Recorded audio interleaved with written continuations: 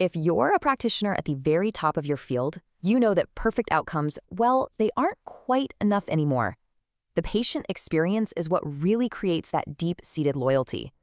So today, we're going to dive into a psychological framework that transforms your patients from passive observers into active partners in their own journey. This isn't just about better results. It's about building a better, stronger practice. So, let's start with this. It's the central question we often just forget to ask ourselves. We assume that because a patient chose us, chose our expertise, they're happy to just hand over the reins.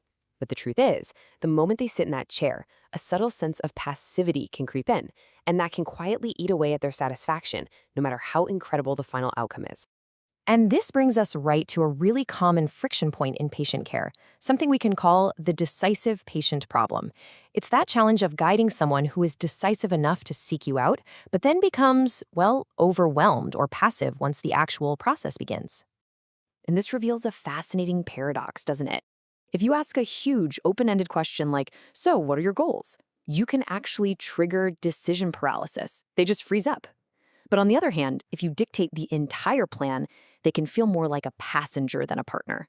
Finding that sweet spot between expert guidance and personal agency, that's the real art form.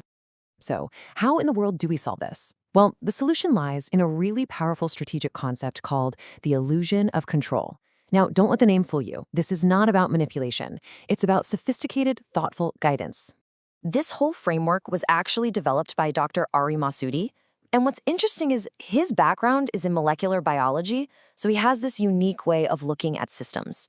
He defines it as creating genuine patient agency by architecting their choices. You're empowering them, but within a structure that you, as the expert, have already optimized for their success. And this, right here, perfectly illustrates the fundamental mindset shift. You stop being just a provider who dispenses treatments. Instead, you become a curator, thoughtfully selecting and presenting options to craft a completely bespoke journey for every single patient who walks through your door. Okay, so let's get out of the theory and into practice. How do you actually start architecting these kinds of choices in your own consultations? Okay, this slide is absolutely crucial. Look at the difference. Instead of that paralyzing, wide-open question, what do you want to change, you present a guided, binary choice. Should we focus on cheek volume or eye smoothness first? See what's happening? The patient feels totally in control of the decision, but you've already framed the optimal path forward. They're choosing the sequence, not second-guessing the overall strategy. Here's another really powerful example, but this time it's for a moment of vulnerability. You never want to ask, do you want numbing cream? That question just invites doubt and anxiety right before a procedure. Instead, you state your action with complete confidence. You're the expert providing comfort, period. And let's be really clear about this. You are not removing their agency. You are removing their burden. In these key moments, a patient doesn't want another decision to make. What they want is to feel safe and cared for by a confident expert who knows exactly what's best. Now, this goes way beyond just individual decisions. This framework extends to the entire patient journey. It's all about building a sense of psychological ownership from the very beginning to the very end. And this is where the real artistry comes in. Customization rituals. These are small, often totally non-medical choices that have a massive, outsized impact on how a patient perceives their care.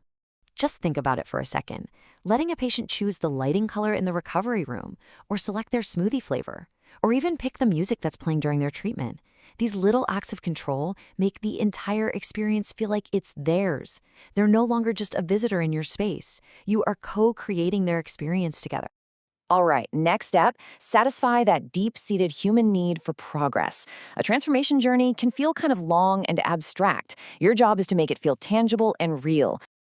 A simple visual journey map, just like this one, makes a world of difference. It taps into what psychologists call the goal gradient effect. The closer we get to a goal, the more motivated we are to see it through.